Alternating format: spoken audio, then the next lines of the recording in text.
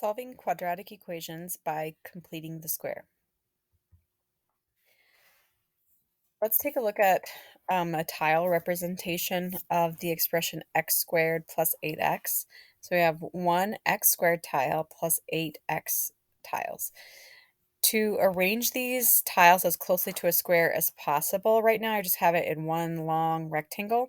So remember, a square, the length and width are the same. So what I would do, the x squared is already a square. So to try to arrange these as a square, I would take half of the tiles and put them on one side and half on the other side. So now we have our length and width are the same. So this side length is x plus 4, this side length is x plus 4, but it's not really a square because we kind of have this hole in here. So how many unit tiles would it take to fill in this square? So how many little 1 by 1 squares would it take? So we have this 4 by 4 space. So that would take 16 unit tiles to complete the square. So this is the visual area representation of the method for completing the square. So we take half of the x's and we square that. That is what it takes to fill up that space. All right, before we begin our completing the square, we want to refresh our memory on what we know about factoring, and we're going to factor each of these expressions. Now notice they all have a leading coefficient of 1, so those are ones that are easier to factor. So we just ask ourselves for this, what would multiply to 16 and add to 8? That would be 4 and 4.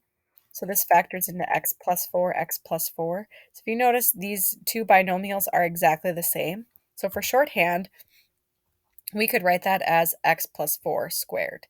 So when a trinomial factors into the square of a binomial, this trinomial is called a perfect square trinomial. Because this would be, we could take those tiles and arrange them into a square like we just showed on that previous slide. For example 2, what would multiply to 25 and add to negative 10? That would be negative 5 and negative 5. So this factors into x minus 5 times x minus 5, or for shorthand, quantity x minus 5 squared. So this is another example of a perfect square trinomial. Number 3 would factor into x minus 7 times x minus 7, and that could be written as x minus 7 squared. And then for number 4, what multiplies to 100 and adds to 20? That would be 10 and 10. So that factors into x plus 10, which you could write as x plus 10 squared for short. All right, in example 5, we want to figure out what value of n would complete the square, make this a perfect square trinomial. So remember what we did with the tiles is we would take however many x tiles that we have and we would split them in half. We put half along one side, half on the other side. So 2 divided by 2, halving it. Then we square that number. So 2 divided by 2 is 1. 1 squared is 1. So 1 would be the number that makes this a perfect square trinomial. Over here at number 6, if you had 22 x tiles, you would split them up in half. So we're going to take 22 divided by 2, which gives us 11. And then 11 squared is 121. So that is the number that if it was right here, we would have a perfect square trinomial. For this one, look at 18, break it in half. 18 divided by 2 is 9, and then we square that number. 9 squared is 81. Over here, half of 24 would be 12. 12 squared is 144. 144 is the number that it would take to complete this square or make that a perfect square trinomial. So to use that to solving quadratic equations, first we want to get our equation in this form where we've got x squared plus or minus our x term equaling some number. Okay, I intentionally left this space here, so that kind of represents that hole that was in our square. So it's different than quadratic formula when we want to get it in standard form. So it's not in standard form. You'll have your x squared and your x on the left, and then you'll have some number on the right.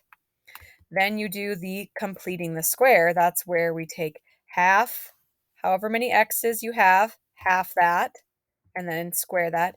We'll add that to both sides because, of course, we can't add something on one side of the equation and not add it to the other. We got to keep our equation balanced. So we'll be adding the same number to both sides. What that does is on the left-hand side is you then have a perfect square trinomial, which means if you factored it, it factors into the square of a binomial. Then to solve that equation, we'd want to get rid of that square power. The inverse operation of square power is a square root. So we would take the square root of both sides, and we remember our plus or minus sign. And then that gives you two equations because plus the square root and minus the square root, that's two different numbers. So it becomes two different equations. And then you solve those two equations separately. All right, so in number one, our equation is already started off in the form we want it in. We've got the x squared and the x on the left and a number on the right. Write it again, but leaving space here because that space is where we complete the square. So remember, if we were physically building a square with tiles, we would half the x tiles. So half of -12 is -6. Square that number, you get 36. So take half of that. I like to write it above here, whatever half of that number is.